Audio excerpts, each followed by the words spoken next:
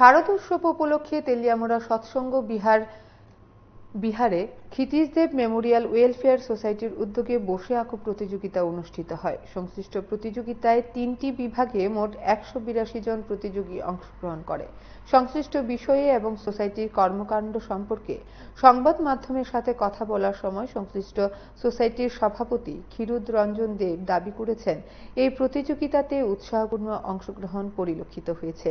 পাশাপাশি তিনি আরও দাবি করেছেন, ক্ষিতিশদেব মেমোরিয়াল ওয়েলফেয়ার সোসাইটি প্রতি বছর তেলিয়ামুড়া মহকুমা এলাকার বিভিন্ন প্রান্তের দুস্থ এবং মেধাবী ছাত্রছাত্রীদের স্কলারশিপ প্রদান করে থাকে।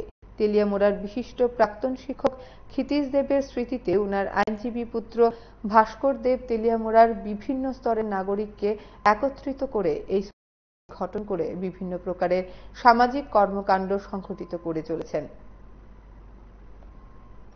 ক্ষিতিশদেব মেমোরিয়াল সোশ্যাল ওয়েলফেয়ার কমিটির তরফ থেকে আসন্ন শারদীয় উৎসব উপলক্ষে এক বসে আঁকো প্রতিযোগিতার আয়োজন করা হয়। এই বসে আঁকো প্রতিযোগিতাটি সম্পন্ন হয় সৎসঙ্গ বিহার তেলিয়ামুড়াতে। এতে অংশগ্রহণ করে প্রায় 182 জন ছাত্রছাত্রী। 3টি বিভাগে এই ছাত্রছাত্রীরা অংশগ্রহণ করেছে। যারা ক্লাস 2 পর্যন্ত তারা ক বিভাগ, যারা ক্লাস 3 থেকে 5 পর্যন্ত তারা খ বিভাগ এবং 6 থেকে 10 পর্যন্ত তারা গ বিভাগে অংশগ্রহণ করেছে। এবং তাদের যে পুরস্কার এটা আজকেই আমরা দিয়ে দেব তাদেরকে। এবং এই অনুষ্ঠানটাকে বিচার করবেন আমাদের আগরতলা থেকে আগত বিচারক মণ্ডলী। তারাই আজকে এই গভর্নমেন্ট আর্ট কলেজের থেকে তাদের দুজনকে আনা হয়েছে। তারা নিরপেক্ষভাবে সেটা তারা পর্যালোচনা করবেন এবং তাদের ফলাফল আজকেই জানিয়ে দেবেন।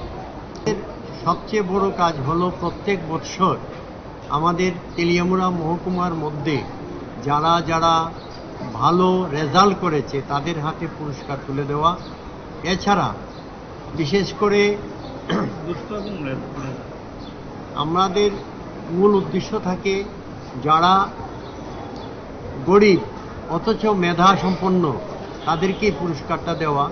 সেই দিক থেকে আমরা বিচার বিবেচনা করে তাদের হাতে প্রত্যেক বৎসরই একটা অনুষ্ঠান করে তাদের হাতে সার্টিফিকেট এবং কিছু অর্থ তাদের কাছে দিয়ে থাকি।